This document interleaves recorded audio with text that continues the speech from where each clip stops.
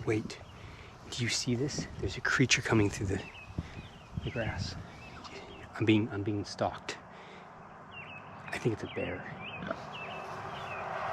Oh, that's not a bear. That's Wilbur. Hey, Willie. Hey, Willie. Hey, buddy. Come here. Come over here so people can see you. Come here, Willies. Oh. Yeah, I'll scratch your belly if you want me to scratch your belly, Willie. You want your belly scratched? Let's see if he'll let me scratch his belly. Oh, okay. Scratch the side. Wait, oh, yeah? Is that good? Oh my Willies. Oh my Willies. Oh yeah. Are you dying there, Willie? You dying? Oh, Willies. Oh, Willies. Oh man alive, Willies. Oh yes. Oh yes. You gotta be careful with this guy. You do have to be careful with this guy because he is, look at that. Big old cutters. And not that he's mean or anything, but he's hit me by accident, like just smacked me in the knee with his cutters. And boy, my knee was sore for about a month. So, anyways, yeah, that's Wilbur. That's our Wilbur. Okay, so we're going to get the dozer. I think it's a 1954, 58, something like that.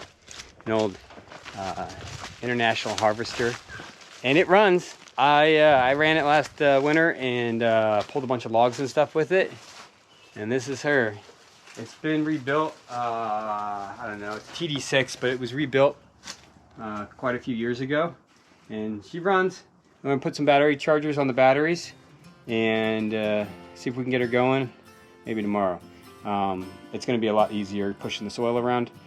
Yeah, also a lot more stable for what I want to do with the rest of the trailer pad. So anyways, let's see what we got here. Okay, I'm gonna actually see if she'll fire first. I don't know, it's been a while. And if she won't fire, the batteries won't turn, then we'll go from there. Let's see. Okay. It's a little acrobatics getting in here. Okay. So I'm gonna turn the batteries on. And let's see. So batteries are right here. The battery's on. Choke. Okay, we're gonna put it back for diesel. Pull this down to open up, or I'm sorry, pull that down for gas cylinders. This is like this. It doesn't have a pony motor, so you pull this down and it opens up the valves for the gas portion of the motor, I believe. Anyways, something like that. And let's see. Nothing. That's what I thought. Okay, so we got no battery. I'm pretty sure the batteries are dead. Yeah, okay. All right, well, we'll throw the chargers on here. Anyways, yeah, and we'll check all the fluids and everything at the same time. And hopefully, we'll get her running in the course of the next day or so. She runs good. I don't know. We don't have a name for her. What are we gonna name her, boys? You got a name for her? I don't think so. No names for her? I don't even know of a name. This won't run, I promise you. All right. So we got batteries under here.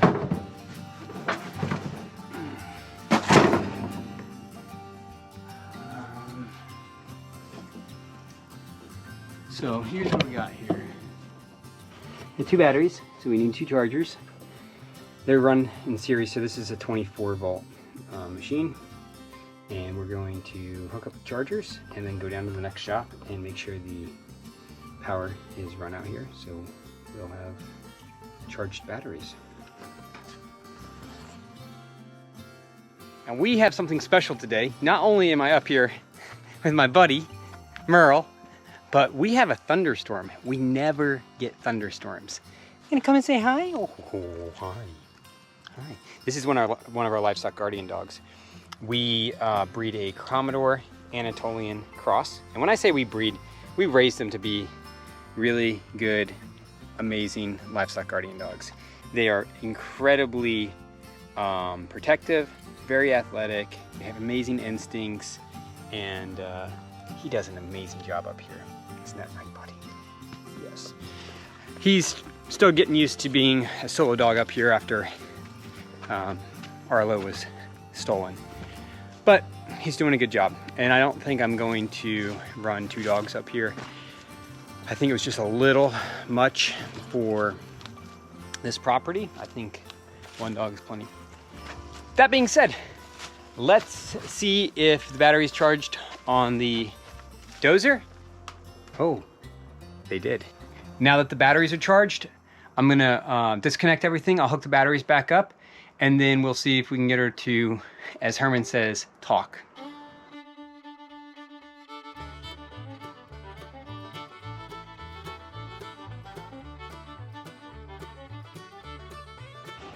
Okay, so we're all set up. Now it's the moment of truth. I'm wearing a helmet, not because I need a helmet, because I need hearing protection. In this shed, when this thing starts up, it's insanely loud. It doesn't have a muffler or anything on it. It's just a 4-inch pipe coming out of the top of the motor. I'm gonna put my ear protection on, and then we'll get this guy started.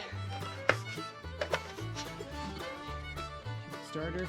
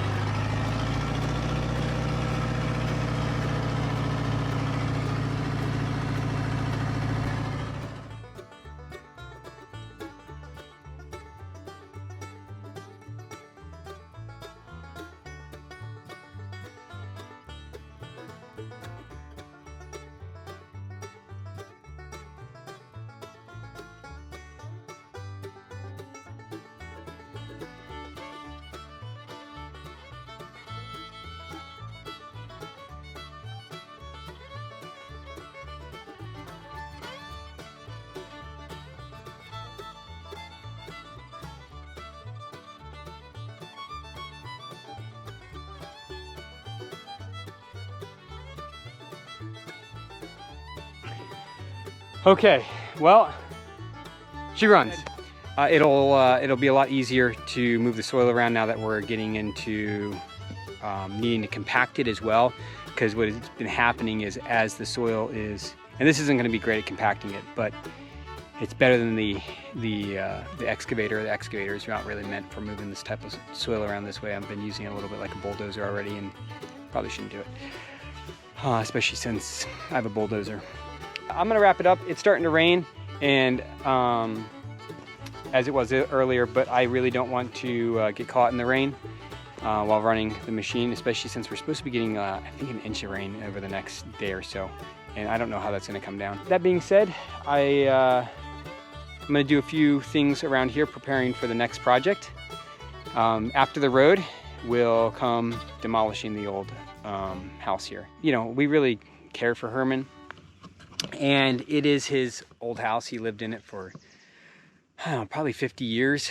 He's been up here 65 years, so probably about 50 years. I think he stopped living in it about 15 years ago. Maybe 20 years ago, but I think it was closer to 15 years ago. I'll have to get some stories about the old house. He's got some crazy stories. I'll share some of them. Maybe we'll have story time with Herman in a little bit, since it looks like it's gonna be raining. Okay, well, thank you so much. Please like, comment, subscribe, and send your prayers our way. Thank you very much. Have a good day. And then today I brought up some starting fluid. Starting fluid. Yeah, that's always the wonder stuff. Yeah, and it kicked right over for me. So, don't do like one I did out in the woods one time. What'd you do? Oh, it was in the cold winter time, you know. and they're trying to get one of them diesel donkeys started, you know. Yeah. Eddie Joe was his name, and he used to eat her, you know. Yeah, And all at once he fell off of the donkey sled. What the hell's the matter with you? Oh, I'm fine, I'm okay. About the second time, finally one guy figured it out. He had a snot nose, and he had a rag was all saturated with starting fluid, wiping his nose, you know. Wiping his snot nose. So he's knocking himself out with Knocking ether. himself out with the starting fluid. That's funny. Yeah, Eddie Joe was his name. No kitchen. They put him on when it's building roads, when we're pioneering. Yeah. They put him on an 8. Royal Kitchen. Loyal Kitchen. Loyal Kitchen. Huh. That was his name. Who knows where in the hell he's at now? Probably the same place most of the other guys you logged with are. Upstairs. Yeah, he wasn't that old though. No. No. He was not my age, I don't think. But that son of a gun, they gave him a D8 and he had to go out pioneering and up in that country, Bury rocket, boy. Yeah. Bury rocket. So Of almost. I thought you said they took a D9. No. He was the pioneering man, the D9 man that came behind it. Oh, okay. And I was with that.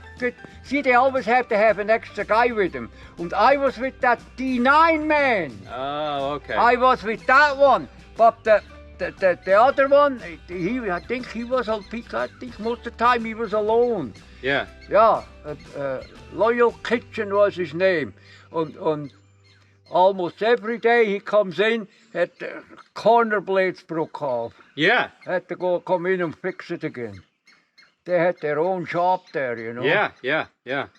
Son of a gun, yeah, all the time. Come in and fix the corner. He done solid rock digging. He had the pioneering. They sent him ahead, Yeah. and then behind it was the guy with the 9. Oh, and he cut the road in. Yeah, then he cut the road in, but the start out with the pioneering, he did that. Okay. That other there with the 8. And why they need an extra guy? Huh? Why they need an extra guy? Why'd you need to go along? Because if something happens, you know, you need somebody to get help. I ain't had nothing to do with that. No, hell no, it ain't nothing to do. But I had to be around, see? Yeah. And there for a whole week. For a whole week one time, they put me to the dynamite man. Oh. Oh, yes. Some places the ground was so rocket, they had to dynamite it before they could do anything at all. And for over a week, all we did run compressors. Yeah. All we did run compressors, you know. That's why I still got one of them stick things up there, broken. Oh, a drill bit. Drill bit, yeah. Got it. Yeah, I still got that one of them. For a whole week, we did nothing but drilling holes. And then came the day when we loaded her up, you know. Yeah. But they didn't use what we used it for the logging. They used different than you used for blowing the holes underneath the logs. Oh yes, for that they gave us the 30% stumping powder. Okay. The sticks, they're about this long and about that big. See? Yep. That's what we used, you know. And for the rocks, they used the sticks were this big and about that long. Okay. And then we loaded her up, you know. Oh boy, a whole I don't know, we worked for a couple of days just loading them up, you know. And then we used electric primers. Electric primer, hooked them together and then go boom, boom, boom, you know. Yeah. And then you guys would go back in with the D8 and clean it up? And then they go in with the D8 and clean it out, and then behind it comes the 9, see? They didn't need much gravel there no more. No, I guess not. It's all the rock. Yeah. And then they made a road to get the logs through. Yeah. And they took what they do with the logs? They truck them down? Well, most of them, all the logging up there was most of it done with the railroad. Oh, so they would come up these roads and put in railroad track? Yeah, some places they use trucks too. Okay. Some places they use trucks, but most of it they got them out with the railroad. How many logs per cart? Oh, per cart depends. Some of them they're little stuff like that, you know, and then some of them is growth. That was growth. the last old growth patch that didn't burn up there. Oh, okay. Yeah, the last what that didn't burn. Oh, son of a gun, man. And you started, did you start, when did you start? Was it, do you remember what year? In 57 they quit, so I caught it about 4 or 5 years before. Okay. Chuckerman, I was a chuckerman. That was the lowest pay, the lowest, $16 a day. But that time, the dollar was worth $1. Now today, yeah. That's true.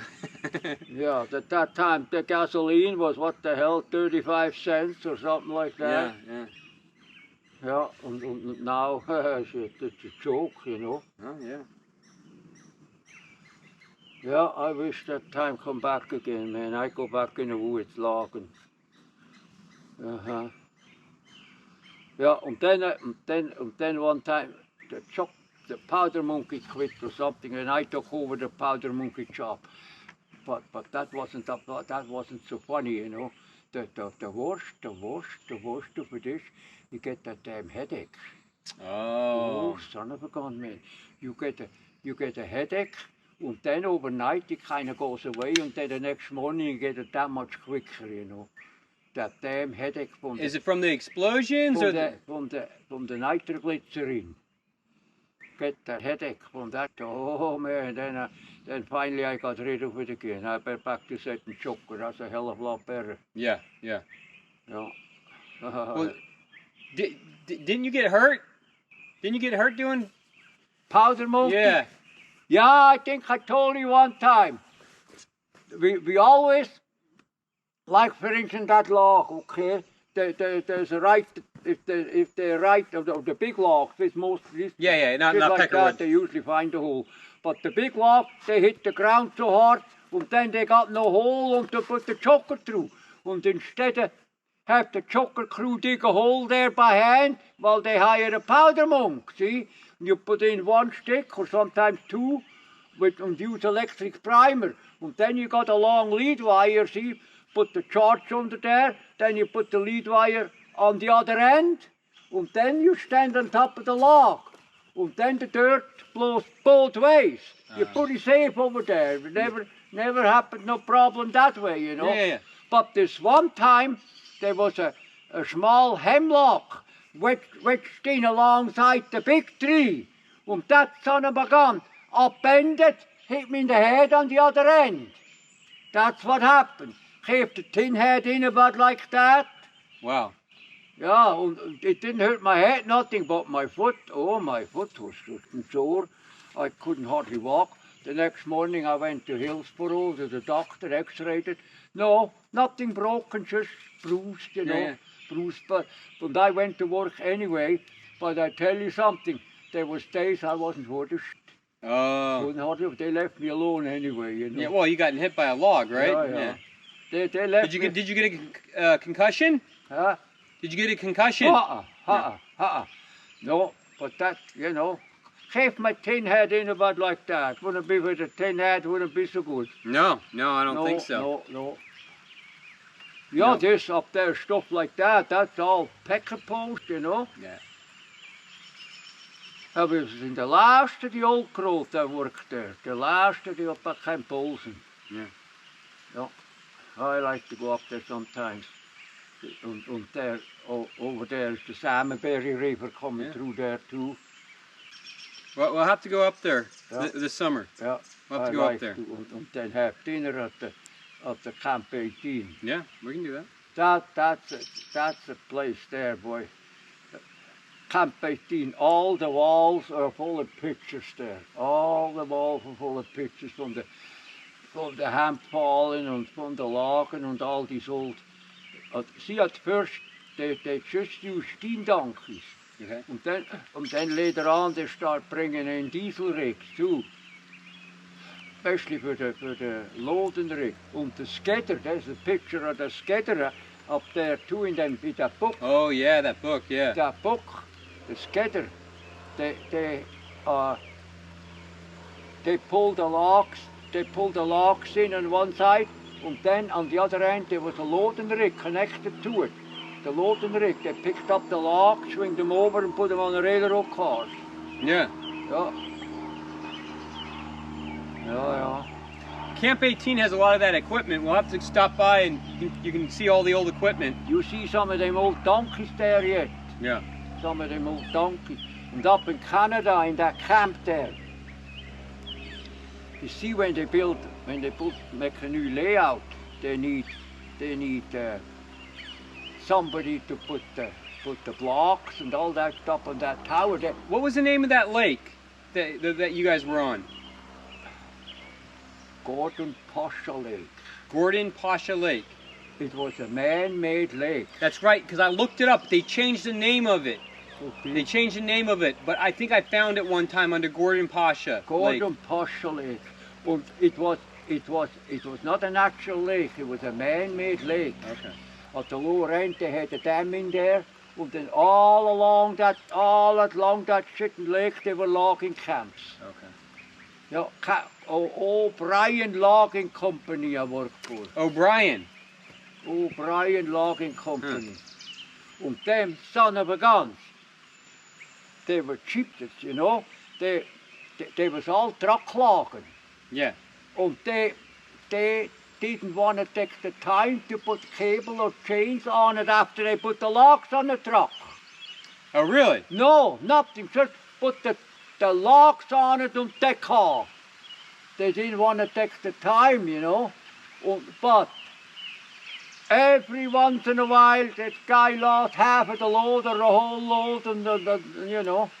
But that's where I learned to respect the log trucks. Oh, yeah? You know, boy, when the log truck come by and you're on the road, you better get the hell out of there. That's all I can say. You never know when a log's going to come off? Never know. Never know when the log come off. That's funny. That's right.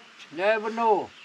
Then every so often they have to go with the cherry picker and pick up the stray logs they lost. See? Yeah, that's it. I guess it must have been cheaper than putting on chains or cable. Quicker, maybe. I don't know. Quicker, oh, Like- sure. They say because it was all company roads, everything, you know. Yeah. It was beautiful up there, but we had mostly hemlock and cedar. There wasn't much of this stuff here. Not much fur?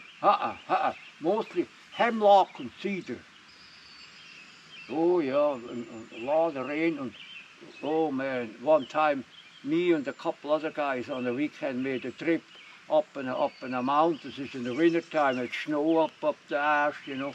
We went up there and man, as far as your eye can see, nothing but hills and timber and hills and lakes in between, you know. And then beautiful country up there. Why'd you come down to? Oh, my dad, he wanted to go to the States, and then I went with him, you know. Yeah. Powell River was the town. They brought the mills down to Powell River, and there was a mill there, see? Oh, okay. And then they could ship them right out, put them right on boats, you know, and just sell them out. Yeah, and one time, a young kid from Holland, he started working up there. He wasn't not at my side where they had about 3 or 4 different logging sites going at the same time. Yeah. And he was the second loader on one of them. The second loader, his job is when the logs come in, he has to unhook them first, unhook the choker from him, and then set the log, set the tongue, set it on a log, and then they swing it over and set it on the truck. Yeah. Well, and then one time, I guess he didn't get in the clear far enough, and the lock, you know, sometimes pretty long, sometimes they swing back and forth a little bit. Sucker lock fell out of the tongue and hit him right in the head. Before lunchtime. Before lunchtime? Wouldn't even eat his lunch. Did somebody else eat his lunch? Probably.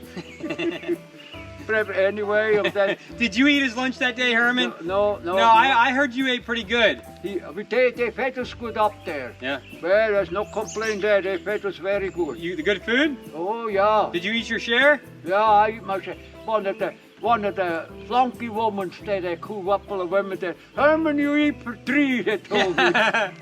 Maybe I did, I don't know. But they fed us good. That's right, they fed us good. And then You eat for 3. They had showers there too. But that time shower business, you go in there and then you set your hot water and cold water to just about right, you know. And then about that time comes another guy into a shower stall and he does the same thing. Well, then you either get too hot or too cold, see? Oh, so nobody ever gets a good shower. Never had it right, you know. Oh yeah, but they fed us good up there. That's one thing I can say, boy. And plenty of it, all you wanted. I got pictures there. I got pictures of the damn deers. The deers came down where the cook keep feeding the deers. They came walking out of the woods, you know. Oh, the cook fed the deers? Oh, yeah. Did occasionally get the cook get a deer? Yeah, I don't know. But one time, somebody shot a bear up there. And then all they wanted was the bird. Left the whole cork, the whole animal left it hanging down there by the lake, you know. And by golly, I went down there, I took my pocket knife and cut, they flat down it that thick, you know. Yeah. Flat they eat a lot of berries. And I went down there and cut a bunch of straps off, fat off, put it in a can, then put it in the bunkhouse on the stove. So rinse it out. I want to fill my boots. And they said, get that stinking shit out of there, they hollered at me. But afterwards, they all wanted my bear grease, see? For their boots? Yeah, for the boots. They all wanted my bear grease. Yeah. Did it work pretty good? Oh yeah, that's the best you can get. Bear grease, you hell yes. That's the best. Oh, I heard all kinds of stories up there. In the earlier days, some of them they hired loggers to shoot deer and elk to feed the crew. Yeah. Oh, really? Yep. They didn't do that anymore when I was, but I heard stories what they did that. Yeah. Not bad feed. No, hell no.